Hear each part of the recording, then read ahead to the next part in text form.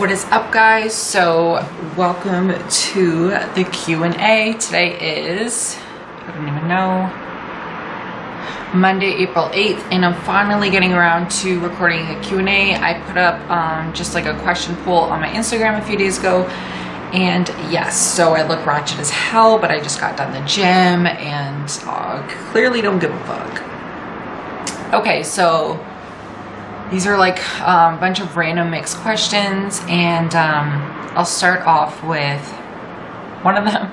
So I've actually had a lot of requests to do a house review or like a tour of my new apartment. So I'm still in the process of unpacking and getting furniture and moving everything in. So once I am officially moved in, then that's when I will do my like official apartment tour. I just want to get more settled, and I want things to look a lot more organized before I do. But I have been answering a lot of messages on Instagram when I do like snaps of my house, and like a lot of my stuff is from HomeSense. So if you're Canadian, go to HomeSense. If you're from the States, it's very similar to Home Goods, I believe it's called. So basically the same store, and it's like hit or miss, but yes. What is my ethnicity? So I am half Italian and half Macedonian. So my dad is Italian and he was born in Canada, but his parents were born in Italy. And then my mom is Macedonian.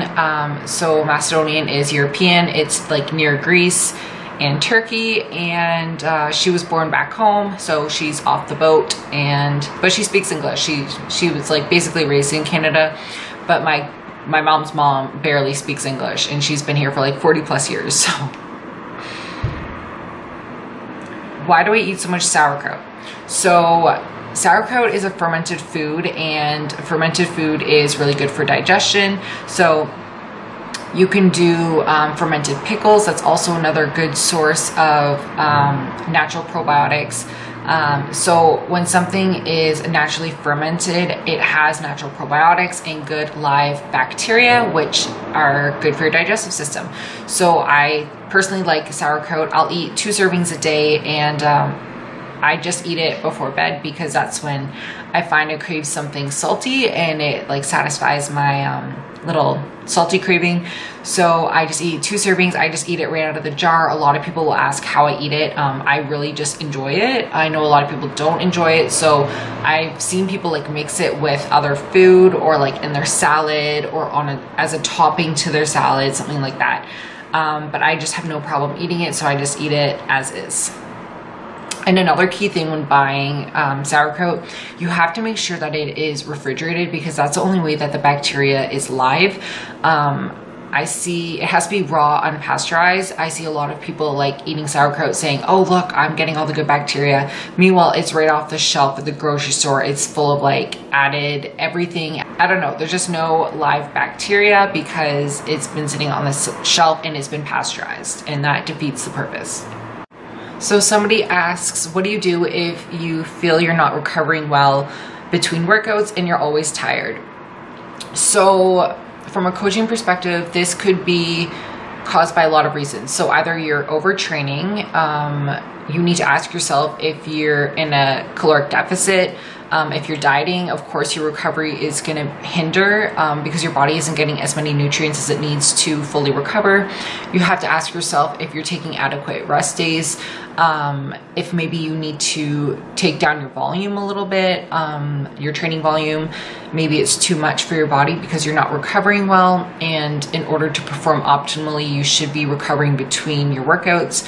Another thing is, how is your nutrition? How is your water intake? How is your sleep? All these things affect recovery. Now, sometimes if you're in prep and you are in a caloric deficit, you don't have a choice really, because you need to train regardless and get it done. But you also need to diet. So in that situation, there are things you can do to help speed up your recovery, or to help your body with the recovery process. So a few of those things that I would recommend include an Epsom salt bath. So Epsom salts are amazing for recovery, like especially after legs. Like I always recommend doing Epsom salt baths to help with recovery. Are you foam rolling? Are you stretching? Are you helping your recovery process in that sense? So always be sure to foam roll and stretch after a workout. Another thing is make sure you're getting at least 7 to 9 hours of sleep a night. You can take supplements such as glutamine or BCAAs, which also do help with recovery. Are you taking a multivitamin, or are you getting enough micronutrients, which is also going to help your body with recovery? So these are all things you need to ask yourself. But if you're not really in comp prep and you're just feeling tired and drained, then maybe you just need to listen to your body and take a rest day. Like it is, I'm the type of person who goes ham all the time, but at the same time, if your performance is not optimal and it's hindered in the gym, then why, like, you have to weigh the pros and cons. So a shitty workout 5 times a week versus just taking 1 solid rest day and having 4 killer workouts is so much better than 5 half-assed workouts. So maybe you just need to take an extra rest day, or maybe your body needs a refeed. Maybe you're just been dieting too long and your body just needs that extra fuel at this point. So these are all things you should talk to your coach about, or just play with it. It's all trial and error if you're trying to learn your own body. Next question. What do I like to do in my free time? So my number one favorite thing in the whole entire world to do in my free time is listen to podcasts. Oh my fucking God. I don't know why, but like, I just love listening to something. Like whenever I'm at home, I won't turn on the TV. Like I don't really listen to music when I'm at home. I'll just be listening to podcasts, and like it's amazing how much you learn. Like I'll even replay the same podcast like 10 times because I won't be fully like engaged into listening to it, into like absorbing the knowledge that I'm listening to. So that would be my number one thing. Lately I've been probably going to the movies a lot more, which is kind of fun. I drive around a lot and drink a lot of decaf coffee with people. And what else do I do? That's basically it. Like I don't really do anything. I'm always in the gym or I'm working. I like to lay on my floor a lot, but I guess just hang out with like friends and stuff. And yeah, I'm sorry that wasn't more interesting. I don't have any other hobbies really besides training and eating, number one thing, and then podcasts. It kills me how people actually care about that. How many hours of sleep do I usually get a night? So I like to aim for between 7 and 8, like 7 and 8 minimum. But like honestly guys, I'll be honest with you, the last like month my sleep has been fucking shit. I just haven't had enough time basically. And that all comes out, that's all my own fault. I'm not prioritizing my sleep. So lately it's been like 6.5 hours, which if you were to tell me I was getting 6.5 hours of sleep like 3 months ago, I would have been, bitch, no, you get your ass to bed. But it's just what it's been, and it is what it is. But it's definitely something that I'm starting to make a priority. So I'm starting to set a time that I need to start getting ready for bed and a time that I need to be in bed, because sleep is so crucial, and especially my recovery has been shit. So I need to definitely prioritize my sleep. So thank you for the reminder. What is my favorite part of prep? My favorite part of prep is probably those days when you go into the gym and like, if you haven't prepped, you won't understand, but like you actually feel like death. Like there's not an ounce of energy inside your body, but some way, somehow you fucking killed the workout. Like nothing beats that, because it's you versus you, and you basically just kicked your own ass and proved to yourself that anything is fucking possible. So I think that is the best feeling. Like overcoming what you thought you couldn't do is just the most amazing feeling. And like that, it's awesome because you get that reward almost every day. It's not having to wait to actually step on stage and enjoy like the 2 minutes on stage. That I would like love most about prep. It's actually just, it's something that you get to enjoy every single day, like proving to yourself that you can do more. I really enjoy that. what do I do for a job? So I'm a nurse, I'm an RPN. I work in between part-time and full-time hours, and then my other spare time I do online coaching, and I work with AdvoCare promoting the 24-day jumpstart, which is amazing. So if you want to know more, hit me a DM. But yeah, so I'm an RPN by trade, I guess, and I work in long-term. I do not work in hospital. I don't work 12-hour shifts. That is just something that I refuse to compromise. I refuse to compromise my lifestyle for my job, if that makes sense. Like, don't get me wrong, I love nursing. I love what I do. I love working retirement, or I love working in old age homes and nursing homes, but I love my 8-hour shifts, and I love my afternoon line. I only work afternoons. And I'm not willing to sacrifice my lifestyle, which is training, and basically, which is training, right? Like, that is a big part of my lifestyle. And with 12-hour shifts, if you work at the hospital, that's just not something that I can actually fully engage my second part of my life, which is training. So to each their own, but like, I truly enjoy where I work now, and hospital has never been my like niche. Like, I just don't enjoy it. I don't enjoy doing the full care for people, like having to do everything for the person. Or long-term care is a lot different than hospital in terms of what the nurse actually does. So I enjoy what I do, and for this portion of my life, I'm going to stick to doing what I do because I enjoy it. Maybe it'll change in the future. That's a good thing about nursing. You can always work in different places, in different environments. You can always go and get additional certificates to do other things with nursing. It's amazing. It's a never-ending opportunity. So yeah, and at this point in my life, I'm really happy with where I work and with the hours that I work, and how I'm able to balance my training and coaching lifestyle with nursing. So I do what I do. Do I plan on pursuing coaching full-time? I don't see myself ever doing that full-time, only because I like having somewhere to be. I like having to wake up and be at work, and I like having something outside of fitness to focus on. And I really do enjoy what I do at work. Like, I love my staff, I love my residents, I love my job. So I don't see myself ever doing that. And like I said, I like getting out of the house, and I like having somewhere to be. And I just don't think I have that much volume to ever be able to do coaching full-time at this point in my life.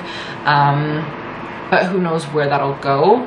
Again, it's awesome because I can stop and do coaching full-time and then go back as a nurse. Like, it's amazing how many opportunities you truly have in your life, and it's basically whatever you make it. But at this point, I don't think I would ever do coaching full-time.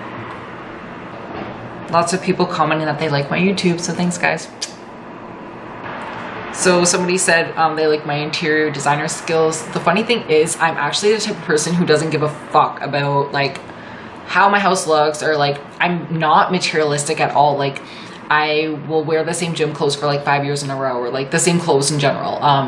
My phone is literally whatever's free from the store. Like, I don't care to have materialistic things. Like, my music at the gym is a fucking square, like 2000 iPod, like year 2000. Like, I don't care to have materialistic things. I didn't even know what Bluetooth was until this year. Like, I'll never be that person that has like wireless headphones. Like, I don't even know how to use that shit. I don't even have like Spotify or anything on my phone.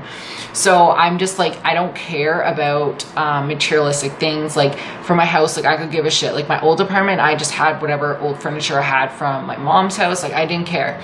But now that like I own this place, like, this is mine, that's why I want to put more into it and make it more like my home.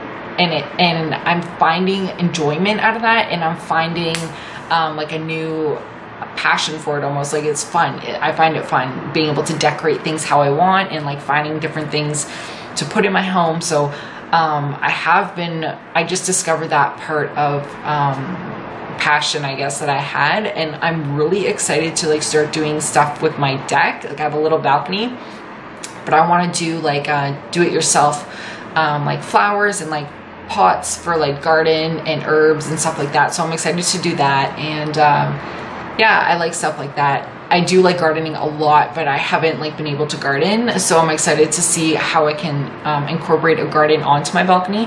That's totally random. I don't know if anybody cares, but I can maybe do a video on do-it-yourself balcony garden. I don't know. Let me know if you want to see that down below. But my interior design skills literally come out of my ass. I have none. So thank you for that wonderful compliment. This is a fucking random ass question. What was my favorite Nickelodeon show growing up as a kid? I would probably have to say Ed, Ed and Eddie. Oh my god. Oh wait, is that even Nickelodeon? I don't even know Nickelodeon. Maybe Jimmy Neutron. I really like Jimmy Neutron. Rugrats was really good too. I think they're all amazing. Like, I freaking loved Nickelodeon. I remember I stayed at like a Nickelodeon hotel when I was like younger. It was like the sickest experience of my life. Like, I'll never forget that hotel. It was awesome. So I would say like Rugrats, Jimmy Neutron, or Ed and Eddie, if that's Nickelodeon. I don't know. And did I watch Degrassi growing up? I did for a little bit when I first started, but I kind of fell off of it. Like, I think school took over and I just wasn't able to catch up to like the fucking 40 seasons that they have. So I just kind of gave up. So why don't I lift heavy? Or the question is, do I lift heavy for upper body, or do I always prefer light weights? Especially for arms and shoulders. So what I do is I try and lift as heavy as I can for set amount of rep ranges. So if my rep range is 10 to 12, I'm going to choose a weight where I'm failing between 10 and 12. So 12 will be like, I barely can get it up, but I want to be able to at least hit 10. So I don't choose a light weight on purpose. That is just the weight that my body will fatigue in within that given rep range. So if you like see my Instagram workout videos, when I train upper body, especially arms and shoulders, I'm doing lighter weight. Well, that is because I'm not strong. Like, people have to understand, like, if you look muscular or look jacked or whatever, that doesn't mean you're strong. Like, the strongest people, like, to be honest with you guys, the strongest people don't even look like they lived. If you really take a look at grand scheme of things, like, just because you're strong doesn't mean you're shredded and ripped, and just because you're shredded and ripped doesn't mean that you're a strong person. So personally, I'm not strong, and I'll be the first person to admit that. Like, doing pull-ups is a challenge, so it is something that I do want to work on, because I want to be like fit, right? Like, I don't want to be that person who fucking can't even do a pull-up. So it is something that I'm going to be working on, just to be like more rounded overall, and just because it kind of bothers me. And but I don't really care to lift the heaviest weight. I don't care to hit like a deadlift PR or like a squat PR. Like, that's not why I lift. I lift for bodybuilding and for aesthetic purposes, so that's not really my goal. And the reason why you always see me do light weights is because that's basically what I can do. But I will admit, for arms and shoulders, like, you don't want to go crazy heavy, because think about how small the muscle is. Like, you can really only lift so much with proper form and to really feel it. And personally, like, when I train arms, I get the best pumps when I do like higher reps. So like 12 to 15 reps or even higher, like the best pumps. But like, if I were to do like 6 to 8 reps for bicep curls, I don't even feel my muscle working. So you have to kind of play with it and find what works best for you. But for me personally, with arms, I find that I work better in a higher rep range, not necessarily lighter weight, but a higher rep range. And then for legs, I find like a combo of rep ranges works really well for me. So like, I do feel it good with like an 8 rep range, but I also feel it really good with like a 15 rep range. So I utilize more variation with legs than I would with arms and shoulders. Obviously it's good to try and get that lower rep range and higher weight, to stimulate different muscle fibers and growth in a different sense, but it's not necessarily my go-to, I guess. And the last question was, what is my training split? So right now I'm training legs and hamstrings. So glutes and hams I train 3 times a week, and then quads aren't really a focus. If anything, they need to come down, so I haven't trained quads in a while.